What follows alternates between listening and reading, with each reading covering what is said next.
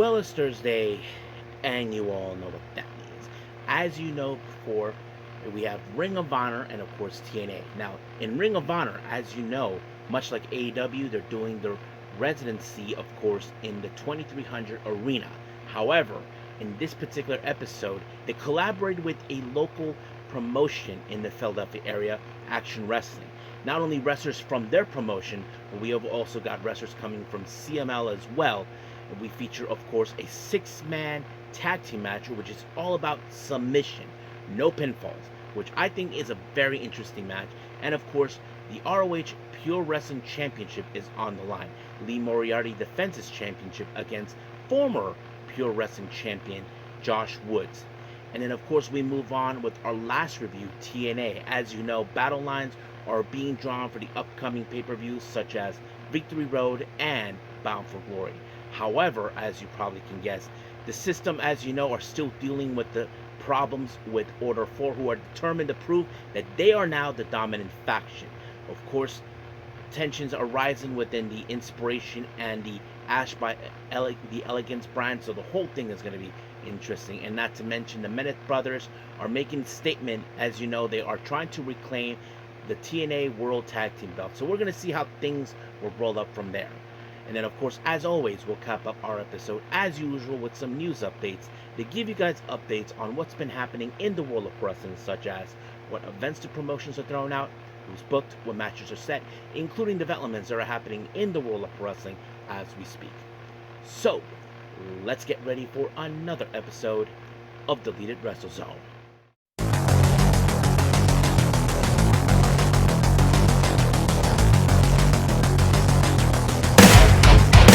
Are you ready? Get up, get up! Get up, get up! Get up, get up! Get up, get up! Get up, get up! Get up, get up! Hey everyone, welcome to Deleted Wrestle Zone, all things that is pro wrestling with AEW, NXT, New Japan Pro Wrestling, TNA, the National Wrestling Alliance, various promotions, wrestlers, matches, and championships. I am your host, J-Rod here. So, if you are new to the channel, welcome.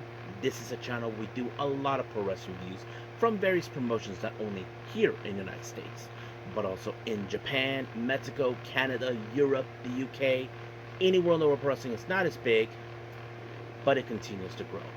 We also, of course, do discussion videos, talk about various topics such as the wrestlers themselves, the promotions, factions, storylines, whatever we want to talk about. We also, of course, do more news updates. If certain information was unable to be on this episode, we can either put it on the next one or on a separate video by itself. We also, of course, do real-time news updates to keep you guys on alert if something has happened in the world of wrestling that needs to be addressed ASAP. We also, of course, got the Unagi Sayaka Watch and various other cool wrestling content as well. So if you like what you see, please subscribe to us or click on that subscribe button. You'll be getting a lot of daily reviews and other cool wrestling content as well. But if you like this episode, please give us a like on the like button or a nice comment in the description down below. Now, enough with the jibber jabbers. Let's get to it. So, let's begin with ROH with a collaboration with Action Wrestling.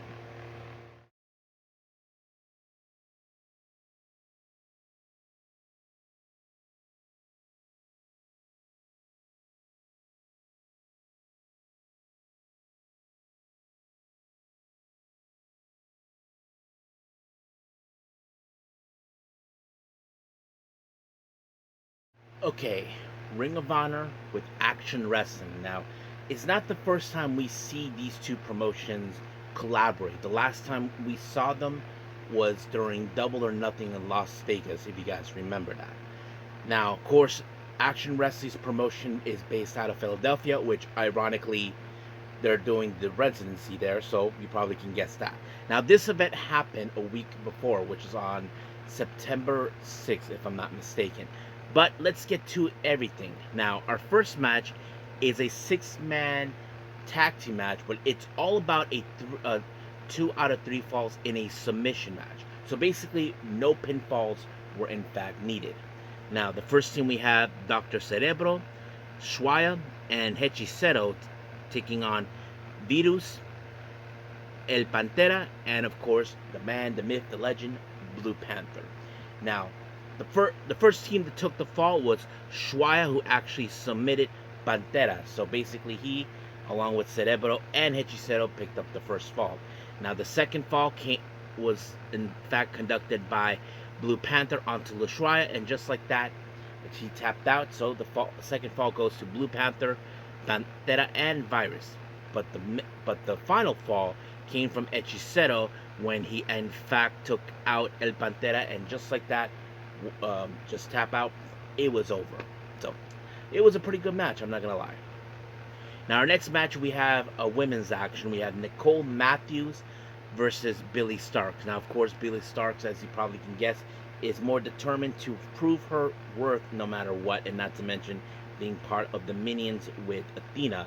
But she was able to pick up the win when she applied a driver, and just like that, 1, 2, 3, it was done.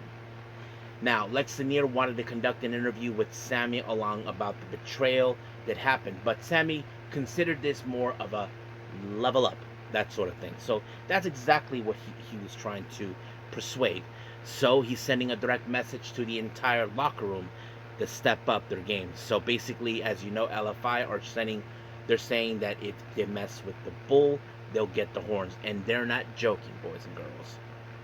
Now, our next match, we have Matt and Mako taking on Wheeler Yuta. I have to say, this was a very impressive match, because Matt and Mako, he was really good, as I saw. One moment I liked is when, of course, Marina Shafir tried to get in his face and he ran the opposite direction, but what she didn't realize he was coming back to take out Wheeler Yuta. And that's exactly what happened. But of course, like any other match involving the Death Riders, of course, Marina Shafir had to get involved and to distract the referee, and then of course the Busaiku knee played, and just like that, it was over. And then of course, during the post-match, Wheeler decided to get in the face of someone who I don't recognize, but the commentator seems to do. But of course, that's exactly what happened. Wheeler being like he thinks that he's tough. Well, we'll see what happens from there. Now, our next match, we have LFI, Sammy Guevara, Dralistico, and Beast Mortos taking on Eli Isam, Red Titus, and Cheeseburger. Now, of course, you know LFI is one of the most dangerous individuals on the planet. Now, Roosh was there, don't get me wrong. But, however, we have been seeing some great cohesions coming from LFI no matter what. But it was Sammy who delivered the final blow with the swanton onto Eli Ism, and just like that, 1, 2, 3, LFI won the match. However, of course, they're sending a direct they did a post-match promo, sending a direct message to the entire locker room. So we'll see what happens from there. Now, of course, we saw what happened last week in ROH. Blake Christian, as you know, he has a sight set on Bandito and the ROH World Title. He's telling him, "Hey, Bandito, your time is up, bro. You need to go. It's my time." So that's exactly what he's going to do. But the real question is, can he pull it off, or something's going to happen? We just don't know. So we'll just have to wait and see. Now, our next match is a hair versus hair match. We have Demos El Demonio taking on Mad Dog Connolly. You know this match is going to be crazy. But I did not anticipate how this match was going to end. Demos used a chain and used it as a hangman rope type, and he just took out Connolly, and just like that, the ref's decision. But of course, in the post-match, Mad Dog Connolly completely lost it and decided, he was going to shave his head, and just like that, it was over. Now, our next match is the ROH Pure Wrestling title. We have Josh Woods versus Lee Moriarty. Now, for those who don't know, Josh Woods is a former ROH Pure Wrestling champion. He won this belt back in 2019, if I'm not mistaken. But it sets it up right there for everyone. But Lee Moriarty, I know he will pull it off. But one thing has led to another, as you probably can guess. Josh Wood almost had this match won, but Lee Moriarty was able to overcome it by applying a bridge, and just like that, 1, 2, 3, it was over. However, during the post-match, Shane Taylor's promotion showed up. Yeah, of course, Shane Taylor, the Infantry, Trish Adora, and that idiot Anthony Ogogo showed up. But of course, they were mad that Action Wrestling didn't even book them. So he decided, to call out who the best. And the person who stepped up was AR Fox. So Shane Taylor took on AR Fox. But of course, Shane Taylor Promotions were not involved. But it was a KO by Shane Taylor, took out AR Fox. And just like that, 1, 2, 3, over. So I have to say it was a pretty good show. I'm not going to lie. Hopefully we see it again at some point. But as of right now, we'll leave things as it is and move on with our last and final review, TNA.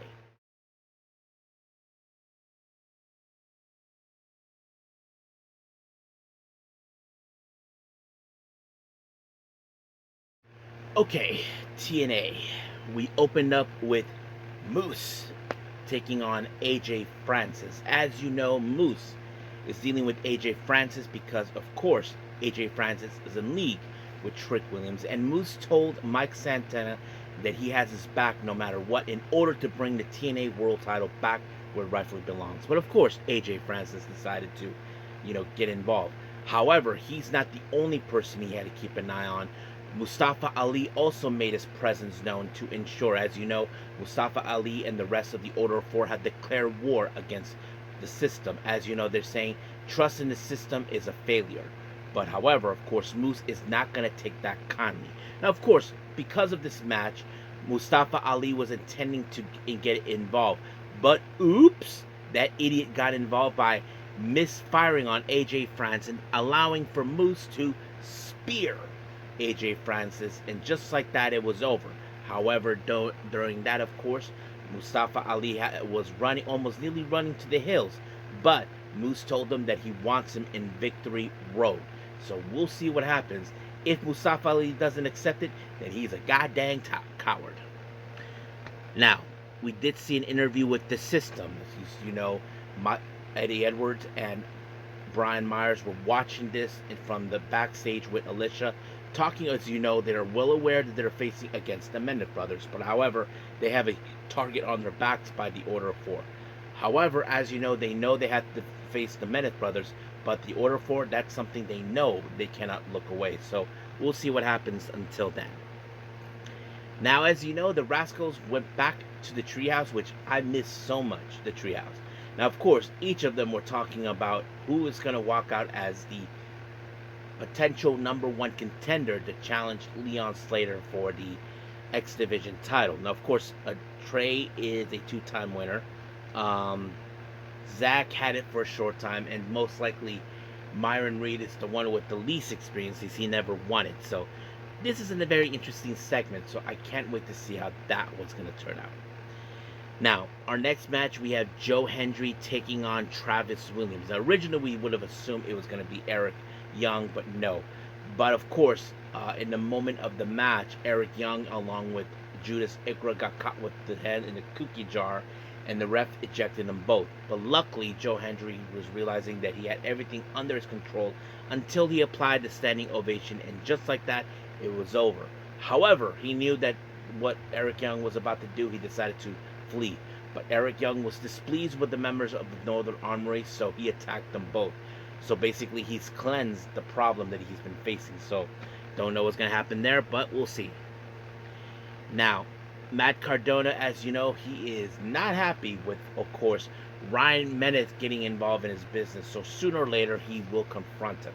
So that's something we definitely could see. So we'll see. Now, Victoria Crawford, who we haven't seen for a little while, she reappeared doing interviews, and she called out Gia Miller. Of course, people are Crawford is blaming her for Tessa Blanchard being suspended without pay. Well, Gia Miller tried to control her composure, but Jody Threat tried to tell her, hey, dude, just back off, leave her alone. But of course, Victoria Crawford decided just to get under her skin. But we'll see what happens until then.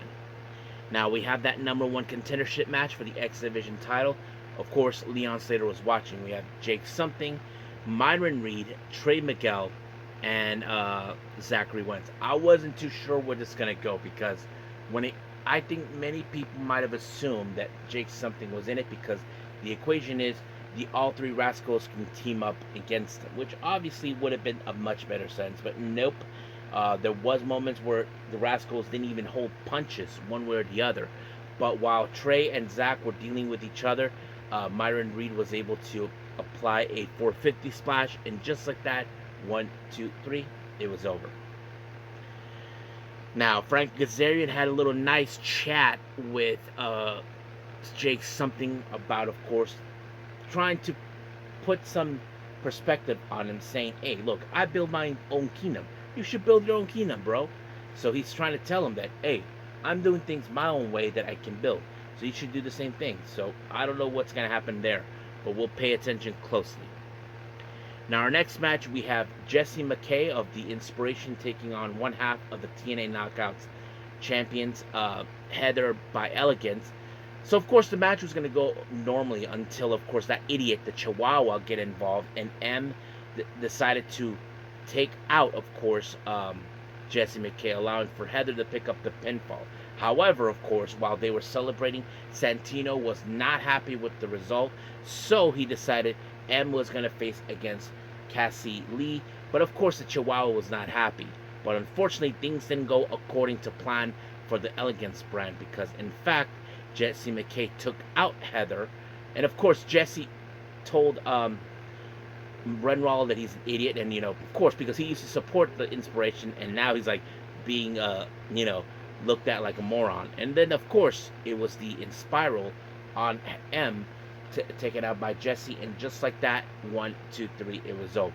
However, of course, the little Chihuahua, was not happy with the result, but of course, he kept talking and talking and talking, fueling Santino to do things. He wanted to put a no disqualification match, and this is not what happened. And then there was, of course, the no DQ Elegance match, and then, of course, special referee, he picked out Indy Harwell. So basically, he's been adding things, and of course, the Chihuahua should have kept his mouth shut, but luckily, Heather and M were like, shut up, like trying to tell him, don't add fuel to the fire. So that's exactly what happened, but yeah.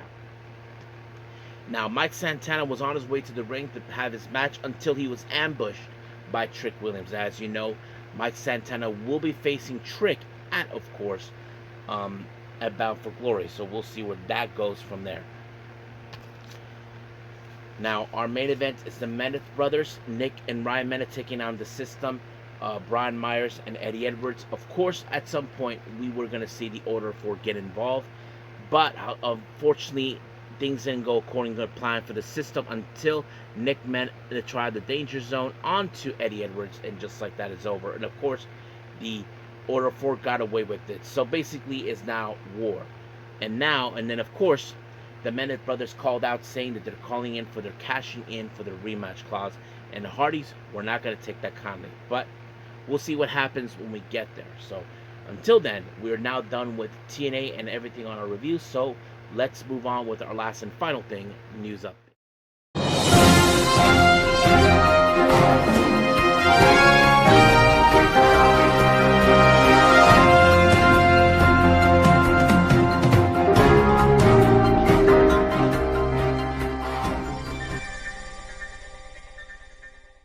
Okay, so welcome to our news update. So let's begin with upcoming events.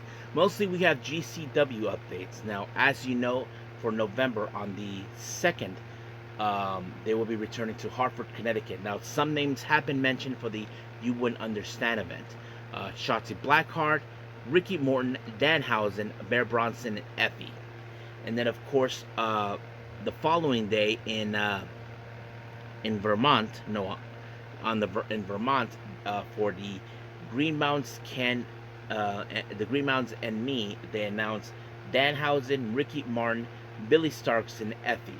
And then a month later, on the 22nd, Dream On, they announced Killer Cross, Masha Slamovich, Matt Cardona, Bear Bronson, Matt Tremont, and Effie. So basically, those are the events taking place from GCW. So that's pretty much it for upcoming events. So let's talk about, of course, some developments. Many of you remember that Bryan Danielson talked about certain wrestlers, so he mentioned who would be the ROH, the build ROH now. He picked Bandito, Adam Priest, Lee Moriarty, Athena, and Red Velvet. So basically, he feels those individuals can help build up ROH. I mean, we've seen Bandito do that, same thing with Athena, Lee Moriarty, and a few others, but we'll see what happens and if there's any more that would add. Now, Tiffany Stratton, as you probably know, many of you remember her. She used to do the whole daddy thing back in the day. Well, it was kind of scrapped later. She mentioned that on an interview recently. Let me pull that up. According to her, she said Sean was like, "We don't have a daddy for you. We don't really have a payoff. So I think we just scrap it." So basically, they were intending to maybe to have like someone to portray her dad. I don't know, but it was scrapped from it. So yeah. Now Eddie Kingston responded on two front. One, he responded about Big Bill calling him out, and he said, "So got the phone call, and the money is right contract. It's signed on my end. So Big Bill, you dumb goofball bastard, just send the location." That's very interesting coming from him. Now, even Eddie Kingston talks about, of course, the insurance that wasn't covered for his knee. He revealed that Tony Khan paid for it. You know, it's been known that Tony Khan has done that. For many of you may not know that there was this guy named, what's his name? I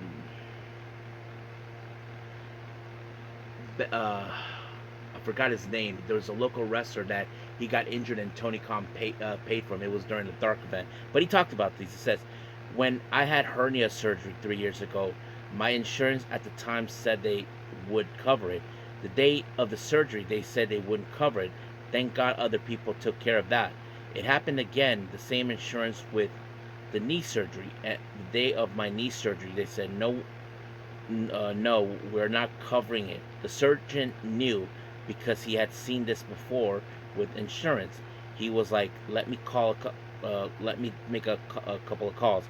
Tony took care of it, and thank God it was." So yeah, Tony Khan took care of it. That's really the kind of boss he is. He takes good care of his people.